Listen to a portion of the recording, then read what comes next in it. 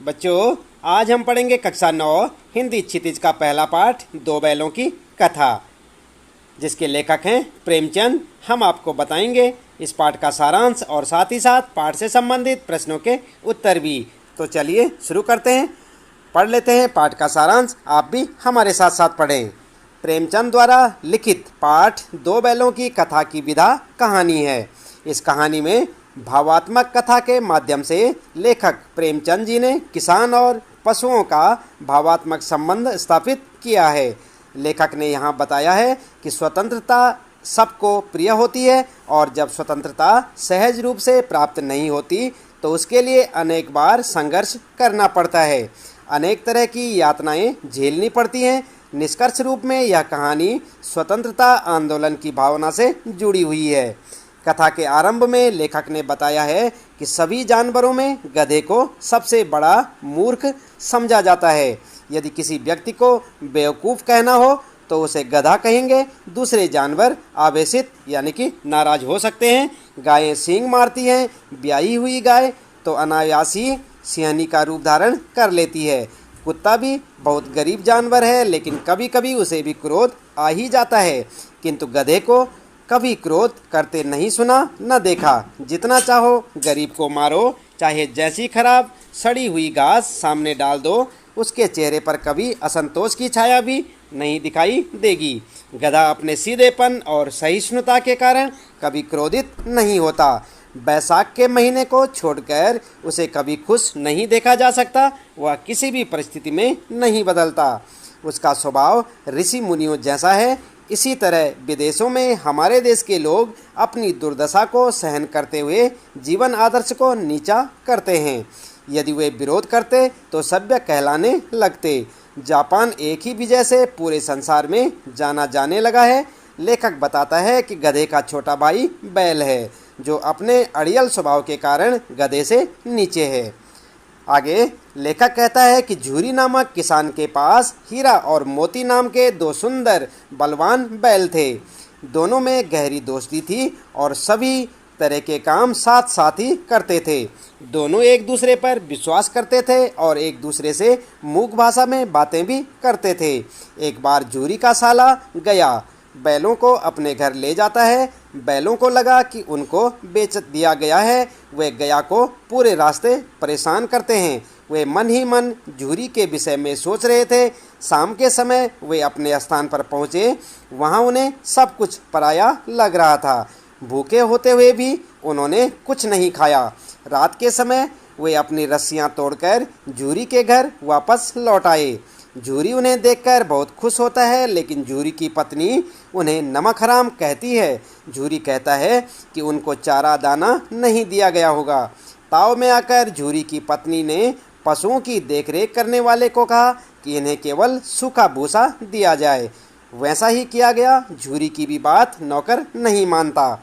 अगले दिन झूरी का साला बैलों को फिर ले गया। घर जाकर उनको मोटी रस्सियों से बांधकर सूखा भूसा डाल दिया। दोनों बैलों ने नांद की तरफ देखा भी नहीं। दूसरे दिन गया ने बैलों को हल में जोता, लेकिन बैलों ने अपना एक भी पांव नहीं उठाया। गया ने जब हीरा की नाक पर डंडे मारे तो मोती को गुस्सा आ गया। वह हल लेकर भागा, जिससे हल जुआ जोत सब टूट गए। हीरा मोती को समझाता है कि भागना व्यर्थ है और अब की बार बहुत मार पड़ेगी। मोती उसे मज़ा सिखाने की बात कहता है तो हीरा उसे समझाता है कि यह हमारी जाति का धर्म नहीं है। गया उनके तेवर देखकर चुपचाप उन्हें पकड़कर ले गया और वही सूखा भूसा डाल दिया। कुछ समय बाद एक छोटी लड़की उनके मुंह में एक एक रोटी दे जाती है। उन्हें लगा कि यहाँ भी कोई सज्जन है। उस लड़की का पिता भैरव था। सौतेली माँ उसे बहुत मारती थी। दिन भर बैल काम करते और शाम को सूखे भूसे के साथ लड़की के हाथ से रोटी खाकर खुश रहते, लेकिन उनकी आंखों में विद्रोह की भावना थी। मोती एकाध को मारने की बात कहता तो हीरा उसे समझाकर शांत कर देता। फिर वह वहाँ से भागने की बात कहता है तो हीरा सहमत हो जाता है। जब लड़की उन्हें रोटी खिलाने आती है, उनकी रस्सी खोल देती है और शोर मचाते हुए भागती है कि बैल भागे जा रहे हैं। दोनों बैल वहाँ से भागे। भागते भागते वे रास्ता भूल गए और नए नए गांव देखकर खेत के किनारे खड़े होकर दोनों सोचने लगे कि अब क्या करना चाहिए। भूख की व्याकुलता के कारण वे पास के खेत की मटर को चरने लगे। पेट भर जाने के बाद दोनों मस्ती में खेलने लगे। तभी उन्हें एक सांड अपनी ओर आता दिखाई दिया। उन्हें दोनों तरफ से जान मुसीबत में नजर आती है।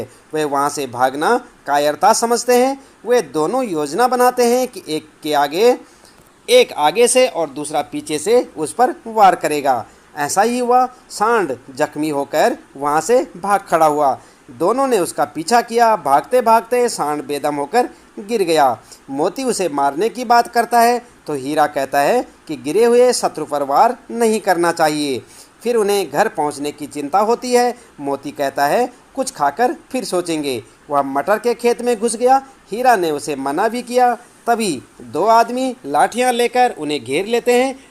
पानी के कारण मोती के खुर कीचड़ में फंसने लगे। वह भाग नहीं सका। मोती को फंसा देखकर हीरा भी वहां लौट आया। दोनों को पकड़कर मवेशी खाने में बंद कर दिया गया। आगे लेखक कहता है दोनों बैलों को मवेशी खाने में पूरे दिन भूखा रहना पड़ा। वहाँ पर कई भैंसे, बकरियाँ, घोड़े, गधे मुर्दों की तरह पड़े थे। जब रात को भी खाने को कुछ नहीं मिला तो हीरा विद्रोही स्वभाव में मोती से भूखे न रह सकने की बात कहता है और भागने का कोई उपाय ढूंढता है। फिर वे बाड़े की कच्ची दीवार तोड़ने की सलाह बनाते हैं। हीरा अपने सींग के प्रहार से दीवार को तोड़ना आरंभ करता है। वहाँ का चौकीदार उसे डंडे से पीटकर मोटी रस्सी से बांध देता है। उसके बाद मोती दीवार पर टक्कर मारने लगता है। वह आधी दीवार गिरा देता है। घोड़े, बकरियां, भैंसें तो वहाँ से चली गई किंतु गधे खड़े रह गए। हीरा द्वारा पूछने पर एक गधे ने कहा कि फिर पकड़ लिए गए तो हम यहीं पड़े रहेंगे। मोती अपने मित्र की रस्सी तोड़ना चाहता है किंतु तोड़ न सका। हीरा उसे वहाँ से जाने के लिए कहता है लेकिन मोती उसे छोड़कर नहीं जाता है। हीरा उसे कहता है कि तुम्हें मार पड़ेगी। तब मोती कहता है 9-10 प्राणियों की जान बचाई है, वे सब आशीर्वाद देंगे। मोती गधों को सींगों से मार मार कर भगा देता है और स्वयं हीरा के पास आकर सो जाता है। सुबह होने पर वहाँ खलबली मच गई और मोती की खूब पिटाई करने के बाद उसे मोटी रस्सी से बांध दिया गया। आगे लेखक कहता है दोनों बैलों को एक सप्ताह तक भूखा बांधा गया। दिन में केवल एक बार पानी पिलाया जाता जिस कारण वे बहुत कमज़ोर हो गए। एक दिन उन दोनों बैलों को नीलाम कर दिया गया। एक दड़ियल डरावनी शकल का आदमी उन्हें खरीद लेता है। हीरा और मोती दोनों भयभीत होकर भगवान को याद करते हैं। उन दोनों को भगवान पर भरोसा है। उस दड़ियल के भय से दोनों हिम्मत न खोते हुए भी भाग रहे थे। अचानक उनको रास्ता कुछ जाना पहचाना लगा। उनकी थकान दूर हो गई और चाल तेज हो गई। अपने गांव के आने पर दोनों भागकर अपने बांधने के स्थान पर आकर खड़े हो गए। झूरी अपने बैलों को देखकर खुशी के मारे रोने लगता है। दड़ियल आकर बैलों की रस्सी पकड़ लेता है। झूरी उसे बैल नहीं ले जाने देता है। जब वह बैलों को जबरदस्ती ले जाना चाहता है तो मोती उसे सींग मारता और उसका पीछा करता है। दड़ियल डरकर भागता है और गांव से बाहर पहुंचकर गालियां देता है और पत्थर फेंकता है। इस तमाशे को देखकर गांव के लोग हंसते हैं। दड़ियल वहां से चला गया। हीरा और मोती मूक वार्तालाप करते हैं। थोड़ी देर में ही उनके लिए खाने का अच्छा प्रबंध हो गया। झूरी दोनों को सहलाने लगा। उसकी पत्नी आकर दोनों को प्यार से चूमती है। तो बच्चों, ये था यहाँ पर दो बैलों की कथा पाठ का सारांश जो कि हमने आपको पढ़कर सुनाया। उम्मीद है कि आपके समझ में भी आया होगा। इसके बाद आइए जान लेते हैं इस पाठ से संबंधित प्रश्नों के उत्तर। अभ्यास प्रश्न उत्तर में तो बच्चों आप ध्यान दें, इस पाठ में आपका पहला प्रश्न है कांजी हाउस में कैद पशुओं की हाजिरी क्यों ली जाती होगी। तो आप जानते हैं क्यों ली जाती थी हाजिरी। उत्तर लिखेंगे कांजी हाउस में उन पशुओं को रखा जाता था जो लावारिस होते हैं। एक प्रकार से उन पशुओं की देखभाल की जाती है तथा समय समय पर उनकी नीलामी भी की जाती है। वहाँ निम्नलिखित कारणों से पशुओं की हाजिरी ली जाती होगी। और पहला कारण क्या होगा, पशुओं की संख्या का ठीक ठीक पता रहे। दूसरा कारण पशुओं की सेहत की जानकारी और पहचान रखने के लिए।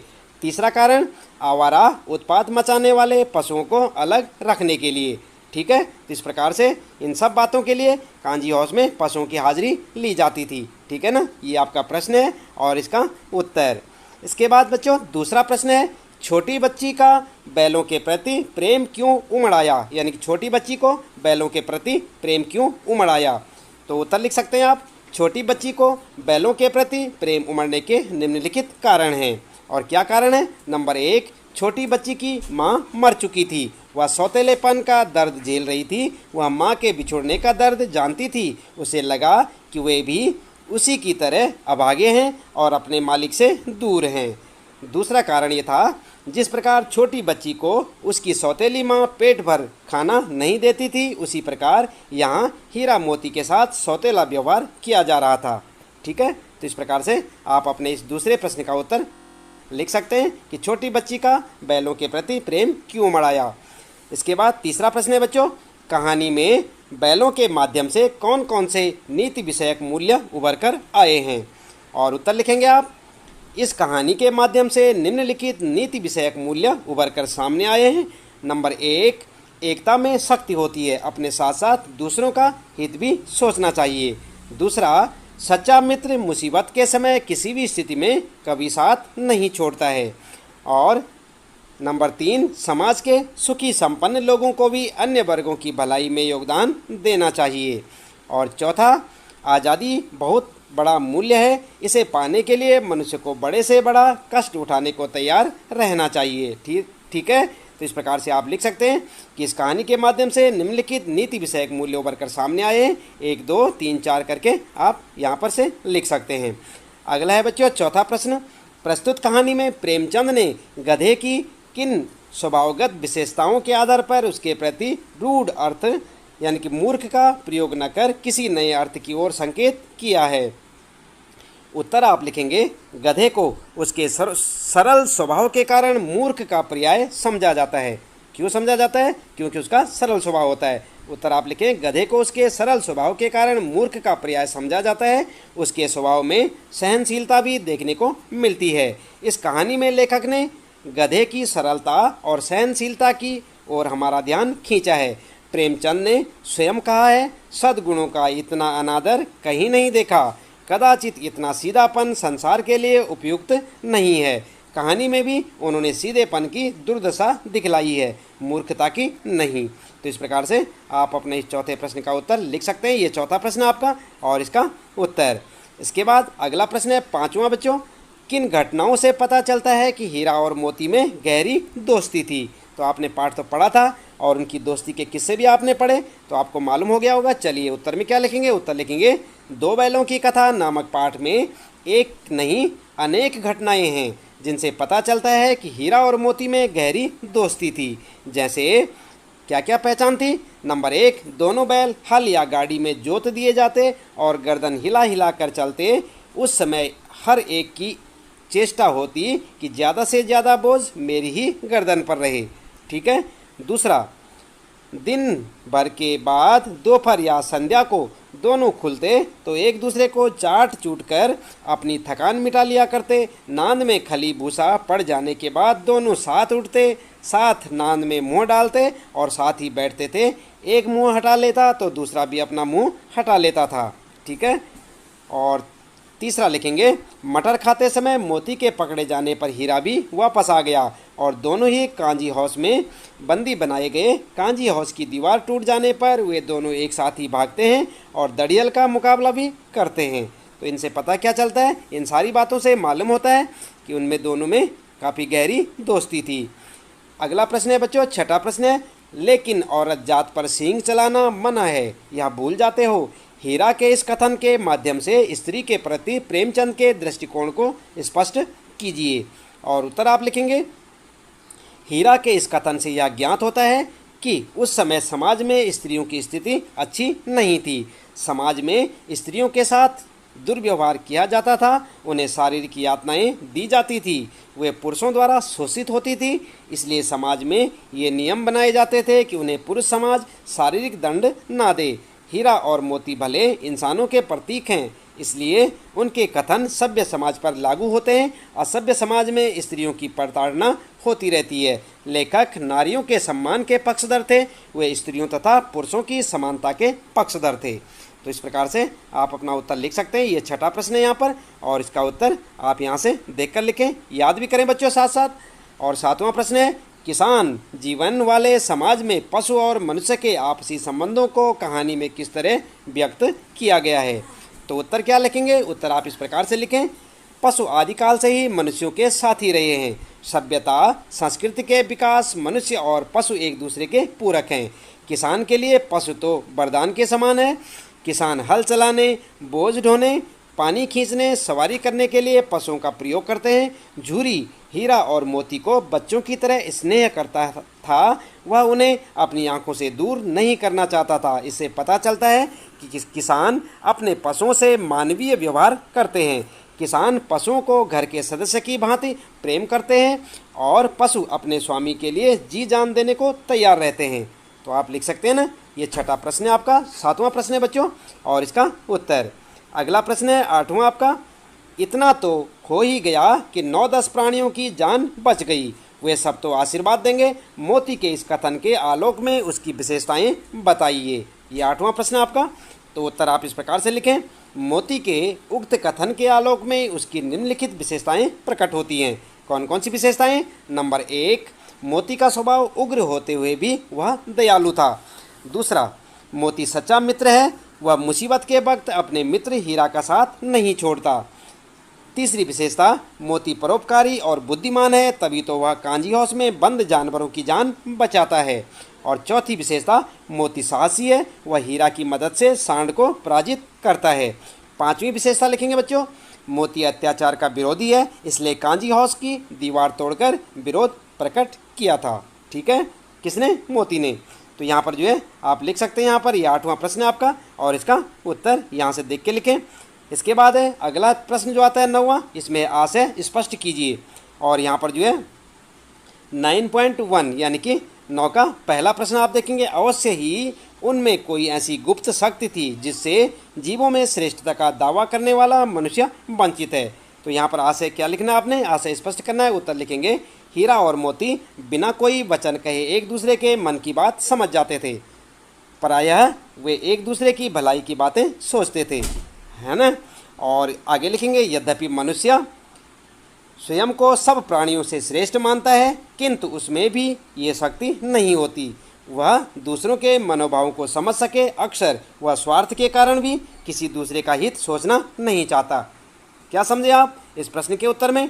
यहाँ पर आप आशय स्पष्ट करेंगे, हीरा मोती में मानवीय बहुत सारे गुण थे जिसके कारण वे एक दूसरे का सम्मान करते थे, एक दूसरे के लिए अच्छा सोचते थे, जो कि अक्सरतः मनुष्यों में भी देखने के लिए नहीं मिलता। ऐसे गुण जो है अगर मिलते हैं तो अपने स्वार्थ के कारण मिलते हैं। अगला है यहाँ पर 9.2 में, उस एक रोटी से उनकी भूख तो क्या शांत होती, पर दोनों के हृदय को मानो भोजन मिल गया।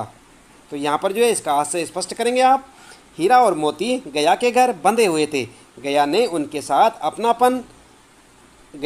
साथ अपमानपूर्ण और सौतेला व्यवहार किया था, इसलिए वे क्षुब्ध थे। परंतु तभी एक नन्ही लड़की ने आकर उन्हें एक रोटी दी। यद्यपि उससे हीरा मोती की भूख कम नहीं हो सकती थी, तथापि उन्होंने बालिका के व्यवहार से प्रेम और अपनत्व का अनुभव कर लिया और प्रसन्न हो उठे, क्योंकि प्रेम ही आत्मा का भोजन है। क्या समझे आप? प्रेम ही आत्मा का भोजन है। इसलिए जो हीरा और मोती उस लड़की से काफ़ी प्रसन्न हुए थे और उन्हें उसमें अपनापन दिखाई दे रहा था। तो यहाँ पर जो है आशय स्पष्ट कर लेंगे आप 9.2 का। और इसके बाद जो है 10वां प्रश्न है बच्चों, गया ने हीरा मोती को दोनों बार सूखा भूसा खाने के लिए दिया, क्योंकि? तो यहाँ पर जो है आपके लिए यहाँ पर कह कह गए गए 4 हैं और इनमें से आपको एक छांट के लिखना है कि उसने ऐसा क्यों किया। तो कह गया पराये बैलों पर अधिक खर्च नहीं करना चाहता था, या गरीबी के कारण खली आदि खरीदना उसके बस की बात नहीं थी, या वह हीरा मोती के व्यवहार से बहुत दुखी था, या उसे खली आदि सामग्री की जानकारी नहीं थी। तो यहाँ पर इन चारों में से कौन सा सही होगा? तो आप उत्तर में लिखेंगे, वह हीरा मोती के व्यवहार से बहुत दुखी था। ठीक है, ये होगा आपका उत्तर। और इसके बाद बच्चों आगे प्रश्न आते हैं रचना और अभिव्यक्ति के प्रश्न। 11वां प्रश्न आपके लिए, हीरा और मोती ने शोषण के खिलाफ आवाज़ उठाई, लेकिन उनके लिए प्रताड़ना भी सही। हीरा मोती की इस प्रतिक्रिया पर तर्क सहित अपने विचार प्रकट करें। फिर से पढ़े एक बार प्रश्न। हीरा और मोती ने शोषण के खिलाफ आवाज़ उठाई, लेकिन उसके लिए प्रताड़ना भी सही। हीरा मोती की इस प्रतिक्रिया पर तर्क सहित अपने विचार प्रकट करें। तो आप अपने विचार लिख सकते हैं, चाहे तो अपने हिसाब से लिख सकते हैं और चाहे ऐसे लिख सकते हैं जैसे यहाँ पर हमने आपको बताया। हीरा और मोती शोषण के विरुद्ध हैं, वे हर शोषण के विरुद्ध आवाज़ उठाते रहे। उन्होंने झूरी के साले गया का विरोध किया तो सूखी रोटियाँ और डंडे खाए। फिर कांजी हाउस में अन्याय का विरोध किया और बंधन में पड़े। मेरे विचार से उन्होंने शोषण का विरोध करके ठीक किया, क्योंकि शोषित होकर जीने का क्या लाभ, शोषित को भय और यातना के सिवाय कुछ प्राप्त नहीं होता। तो इस प्रकार से आप चाहें तो इस प्रकार से लिख सकते हैं जैसे यहाँ पर आपको बताया गया, और चाहे अपने हिसाब से भी आप अपने विचार यहाँ पर व्यक्त कर सकते हैं। 12वां प्रश्न है बच्चों, क्या आपको लगता है कि यह कहानी आज़ादी की कहानी की ओर भी संकेत करती है? तो उत्तर लिख सकते हैं आप। यह कहानी अप्रत्यक्ष रूप से आज़ादी के आंदोलन से जुड़ी है। यह कहानी दो बैलों से संबंधित है। दोनों बैल संवेदनशील और क्रांतिकारी भारतीय हैं। दोनों मिलकर आज़ादी पाने के लिए संघर्षरत रहते हैं। ये अपने देश यानी कि झूरी के घर से बहुत प्रेम करते हैं। उन्हें दूसरे देश में यानी कि उसके साले के घर में रहना पसंद नहीं। स्वदेश जाने के लिए वे हर बाधा को डटकर सामना करते हैं। भूखे प्यासे रहना पड़ता है, कैद में रहना पड़ता है। ये हमारे क्रांतिकारियों के उस संघर्ष की याद दिला देते हैं जिसके परिणाम स्वरूप हमें आज़ादी मिली। आई बात समझ में? तो आप लिख सकते हैं ना 12वें प्रश्न का उत्तर, एक क्रांतिकारियों के रूप में इन दो बैलों को माना गया है। आगे है बच्चों भाषा के अध्ययन के प्रश्न यहाँ पर, और भाषा अध्ययन में पहला प्रश्न यहाँ पर 13वां प्रश्न आप कह सकते हैं, बस इतना ही काफ़ी है। फिर मैं भी जोर लगाता हूँ, और यहाँ पर जो है ही, इतना ही काफ़ी है। फिर मैं भी, तो यहाँ पर ध्यान दें आप ही और भी पर, ठीक है। ही भी, फिर से पढ़े ही और भी, वाक्य में किसी बात पर जोर देने का काम कर रहे हैं। ऐसे शब्दों को निपात कहते हैं। क्या कहते हैं ऐसे शब्दों को? निपात। याद रखेंगे। कहानी में 5 ऐसे वाक्य छांटिए जिनमें निपात का प्रयोग हुआ हो। तो यहाँ पर जो है कहानी से सबसे पहले 5 वाक्य छांटेंगे आप ही निपात वाले। कैसे? ही वाले। तो यहाँ पर पहला होगा, एक ही विजय ने उसे संसार की सभ्य जातियों में गण्य बना दिया। तो यहाँ पर ही आ गया ना, तो ये क्या है? निपात। अवश्य। दूसरा है अवश्य ही, तो यहाँ पर ही है। उनमें कोई ऐसी गुप्त शक्ति थी जिससे जीवों में श्रेष्ठता का दावा करने वाला मनुष्य वंचित है। तो यहाँ पर जो है ही निपात है। और इसी प्रकार नांद में खली भूसा पड़ जाने के बाद दोनों साथ ही बैठते, साथ ही नांद में मुंह डालते और साथ ही बैठते थे। तो साथ ही उठते थे, बैठते थे। तो ये यहाँ पर क्या है? ये ही पे जोर दिया गया है, तो ये क्या है? ही निपात है। इसी प्रकार से चौथा लिखेंगे आप, एक मुंह हटा लेता तो दूसरा भी हटा लेता। तो यहाँ पर क्या है? भी। तो यहाँ पर ये भी क्या है? निपात है। 5वां है, अभी 4 ही ग्रास खाए थे, 2 आदमी लाठियाँ लेकर दौड़ पड़े और दोनों मित्रों को घेर लिया। तो यहाँ पर ही क्या? फिर ये ही निपात है। इसी प्रकार से अगला है भी निपात के लिए देखते हैं यहाँ पर, कुत्ता भी मतलब जोर देकर कहा गया। कुत्ता भी बहुत गरीब जानवर है, लेकिन कभी कभी उसे भी क्रोध आ जाता है, किंतु गधे को कभी क्रोध करते नहीं सुना। तो यहाँ पर क्या है? भी जो है निपात है। इसी प्रकार दूसरे में, उसके चेहरे पर एक अस्थाई विषाद अस्थाई रूप से छाया रहता, सुख दुख हानि लाभ किसी भी दशा में बदलते नहीं देखा। तो यहाँ पर किसी भी, तो भी पर जोर देकर कहा गया है, तो ये क्या है? निपात है। इसी प्रकार तीसरा देखेंगे, तीसरे वाक्य में 4 बातें सुनकर गम खा जाते हैं, फिर भी, तो भी क्या है? निपात है, बदनाम है। भी पर काफ़ी जोर दिया गया है। और चौथा है, गांव के इतिहास में यह घटना अभूतपूर्व न होने पर भी निपात है, महत्वपूर्ण थी। और 5वां है, झूरी इन्हें फूल की छड़ी से भी जोर देकर कहा गया, न छूता था। उसकी टिटकार पर दोनों उड़ने लगते थे, यहाँ मार पड़ी। तो यहाँ पर भी क्या है? निपात है। कि ऐसे जो है जहाँ पर जो है जोर देकर किसी बात को कहा जाता है, यहाँ पर क्या होता है? निपात। अगला प्रश्न है बच्चों 14वां है, रचना के आधार पर वाक्य के भेद बताइए तथा उपवाक्य छांटकर उसके भी भेद लिखिए। तो यहाँ पर जो है क्या है आपके लिए, दीवार का गिरना था कि अधमरे से पड़े हुए सभी जानवर चेत उठे। तो यहाँ पर उत्तर में आप लिखेंगे, उत्तर लिखेंगे आप मिश्र वाक्य, और मुख्य वाक्य लिखेंगे अधमरे से पड़े हुए सभी जानवर चेत उठे। ठीक है। और गौण उपवाक्य में क्या लिखेंगे, दीवार का गिरना था। आई बात समझ में। इसी प्रकार ख वाला है, सहसा एक दड़ियल आदमी जिसकी आंखें लाल थी और मुद्रा अत्यंत कठोर आया। ठीक है, तो यहाँ पर उत्तर में आप लिख देंगे मिश्र वाक्य। क्या लिखेंगे, मिश्र वाक्य। मुख्य उपवाक्य होगा इसमें सहसा एक दड़ियल आदमी आया, और गौण उपवाक्य होगा जिसकी आंखें लाल थी और मुद्रा अत्यंत कठोर। ठीक है, इसके बाद अगला है, हीरा ने कहा गया के घर से नाहक भागे। तो ये क्या है, मिश्र वाक्य है, और मुख्य उपवाक्य इसमें हीरा ने कहा, और गौण वाक्य है, गौण उपवाक्य गया के घर से नाहक भागे। इस प्रकार आप अपना उत्तर लिख सकते हैं। फिर है घ वाला, मैं बेचूंगा तो बिकेंगे। तो ये क्या है, मिश्र वाक्य है, और यहाँ पर जो है मुख्य उपवाक्य क्या है, तो बिकेंगे, और गौण उपवाक्य है, मैं बेचूंगा। आई बात समझ में। तो इस प्रकार से आप अपने उत्तर लिख सकते हैं। इसके बाद अगला है, अगर वह मुझे पकड़ता तो मैं बेमारे न छोड़ता। ये क्या है, मिश्र वाक्य है। उत्तर में आप लिखेंगे मिश्र वाक्य, और मुख्य उपवाक्य बताएंगे मैं बेमारे न छोड़ता, और गौण उपवाक्य अगर वह मुझे पकड़ता। आई बात समझ में। तो इस प्रकार आप लिख सकते हैं। अगला 15वां प्रश्न है बच्चों, कहानी में जगह जगह पर मुहावरों का प्रयोग हुआ है। कोई 5 मुहावरे छांटिए और उनका वाक्यों में प्रयोग कीजिए। तो यहाँ पर कहानी से आपने 5 मुहावरे छांटने। चलिए, पहला होगा हिम्मत हारना, यानी कि निराश होना। इस असफलता के बाद राहुल हिम्मत हार गया है। इस प्रकार आप अपना उत्तर लिख सकते हैं, पहला मुहावरा। दूसरा लिखेंगे टकटकी लगाना, यानी कि निरंतर देखना। वह दरवाजे पर टकटकी लगाए देखता रहा। आई बात समझ में। तीसरा मुहावरा लिख सकते हैं आप, जान से हाथ धोना, यानी कि मर जाना। यह काम बहुत खतरनाक है, थोड़ी भी गलती होने पर जान से हाथ धोना पड़ सकता है।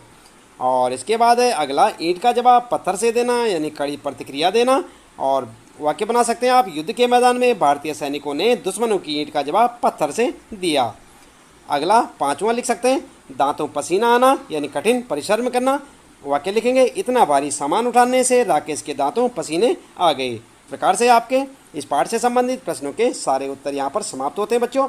उम्मीद है कि आपको पूरे पाठ का सारांश और प्रश्नोत्तर अच्छे से समझ आए होंगे। आप इन्हें अपनी नोटबुक में नोट कर सकते हैं, अपनी परीक्षा की तैयारियाँ कर सकते हैं। इन्हें अच्छे से याद करें। मिलते हैं फिर दूसरे पाठ में कुछ नए प्रश्नोत्तरों के साथ। लेते हैं तब तक आपसे विदा।